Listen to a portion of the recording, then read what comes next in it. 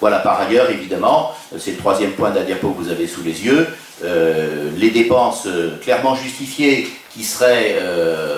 résulteraient de l'activité des élus seront évidemment, donneront lieu à remboursement de frais sur une base très transparente, très claire et qu'on normalisera. Je dis ça parce qu'on vient d'achever, on vient de faire une conférence de presse d'ailleurs avant-hier, dont vous pouvez trouver sur Yveline Première le petit film qu'ils ont réalisé et diffusé hier soir. Nous avons fait une conférence de presse sur l'audit citoyen qu'on vient de presque achever, parce qu'on n'a pas réussi à avoir encore toutes les pièces demandées, par suite des délais très longs pour démarrer cela, puisqu'il a fallu, je vous rappelle qu'on vient d'achever un audit citoyen des comptes de la commune d'Andrézy, portant sur un certain nombre de chapitres et d'articles budgétaires, donc un certain nombre de factures, quelques centaines quand même par an, sur 4 années, qu'on a contrôlées, qu'on a passé au peigne fin, qui nous ont amené à découvrir un certain nombre de choses. Parmi ceux qu'on a découverts, et que tout état de cause on rendra transparent, il y a notamment les remboursements de frais, pour lesquels on sera extrêmement rigoureux sur la manière dont ils devront être présentés, d'ailleurs en respectant strictement les normes de la comptabilité publique et des réglementations financières en la matière. On tient tout à l'heure à vos dispositions d'ailleurs, si vous le souhaitez, quelques réponses aux questions que vous pouvez vous poser sur ce thème, mais ce n'est pas le thème de notre débat d'aujourd'hui, donc je ne vais pas m'étendre, et je le cite juste par rapport à notre souci d'une très grande transparence des finances demain, et notamment de ce que peuvent être les remboursements de frais des élus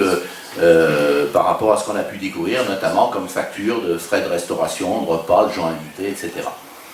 Bien, et tout cela évidemment nécessite que les habitants soient parfaitement associés. On commencera par donner l'exemple d'un travail démocratiquement rénové, mais donner aussi toutes les informations pour que les publications de la commune permettent à tous les habitants progressivement de s'insérer très clairement dans des dispositifs de co-construction, évidemment dans la limite du temps dont ils disposent, parce qu'on ne pourra pas peser énormément sur les conditions de travail difficiles que certains peuvent avoir pour être à l'heure ou pour participer à des réunions, ou etc. Mais on pourra quand même peser sur quelques vecteurs, un des vecteurs étant les transports urbains, étant les transports publics, qui sont une véritable catastrophe dans la distribution, là encore, des absences, des inégalités même, on pourrait dire, entre quartiers et Andrézy, des inégalités aussi en journée pour des déplacements. Tout cela, ça contribue aussi à éloigner les habitants de la vie publique, de la vie citoyenne, ça fera partie de nos objectifs. Et puis enfin,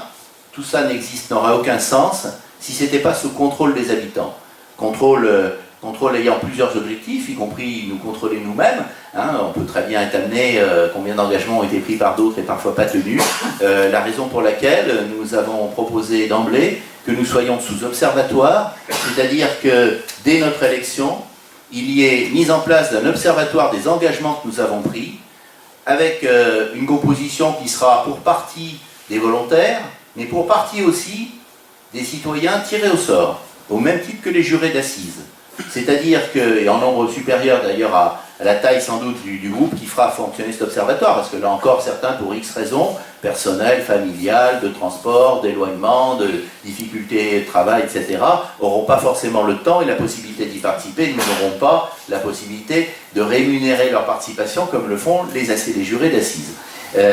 Mais nous tenons beaucoup à cette dimension, dont on a pu voir également que quelques villes en France, très peu, trop peu, ont été en capacité de la mettre en œuvre, trop peu y compris quand parfois elles s'étaient engagées à le faire, parce que parfois, ne l'ayant pas travaillé avant, contrairement à ce que nous avons fait, le jour où ces équipes ont été élues, eh bien elles se sont rendues compte qu'en leur sein, il y avait des désaccords, et un certain nombre d'adjoints ont bloqué, en disant par exemple, non, il n'y a pas de raison, on est bien élu, il n'y a pas de raison qu'on vienne contrôler notre travail, et qu'en fin d'année, on fasse un bilan de ce qu'on a fait ou pas fait. Nous on estime qu'au contraire, c'est une manière à la fois de stimuler le travail des élus, de stimuler la participation démocratique de la population et de stimuler aussi le personnel communal qui sera amené évidemment à rencontrer, à témoigner aussi, à donner des éléments de bilan